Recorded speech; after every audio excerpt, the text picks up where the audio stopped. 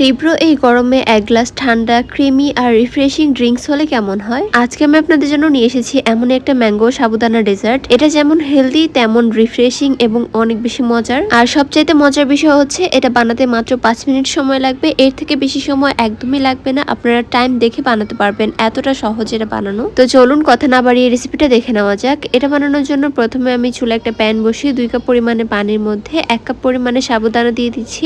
সাবুদানাটাকে এখন ভালো মতো সিদ্ধ করে নিতে হবে। দানাটা আমি ভালো মতো একটু ধুয়ে তারপর ব্যবহার করেছি, আপনারা চাইলে না ধুয়ে ব্যবহার করতে পারবেন। তো এখন এটা যখন হয়ে যাবে তখন আমি এটাকে ছেঁকে নিচ্ছি। সাবুদানা সিদ্ধ হতে খুব একটা সময় লাগে না, চুলার আঁচ বাড়িয়ে দিলে এটা হতে 2 থেকে 3 মিনিট সময় লাগবে।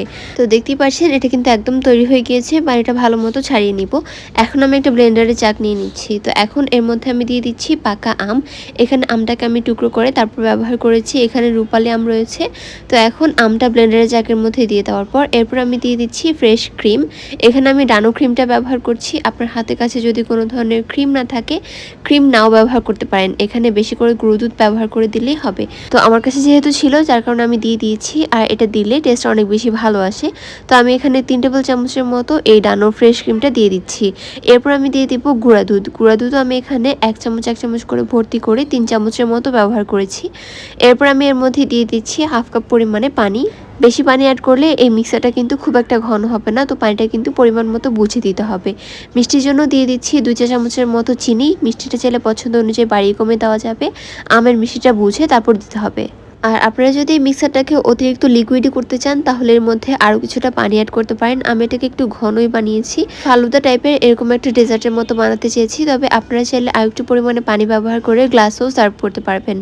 তো এটাকে ভালো মতো ব্লেন্ড করে নেওয়ার পর এটা কিন্তু একদম স্মুথ হয়ে যাবে। তো এখন এর মধ্যে আমি দিয়ে দিচ্ছি সিদ্ধ করে রাখা সাবুদানাটা।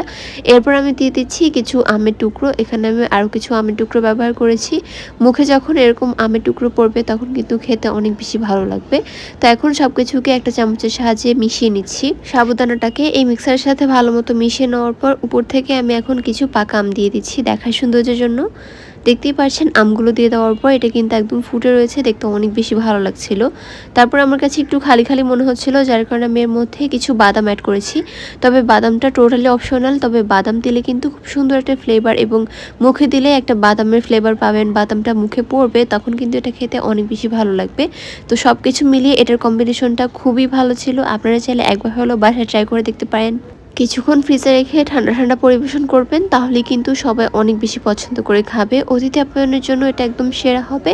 আর ডেজার্টটা অনেক বেশি ইউনিক, সবাই খুব বেশি পছন্দ করবে আর খেয়ে আপনার প্রশংসা করতে কিন্তু বাধ্য হবে। তো ভিডিওটি ছিল এ পর্যন্তই। কেমন লেগেছে অবশ্যই কমেন্টের মাধ্যমে জানাবেন। আল্লাহ হাফেজ।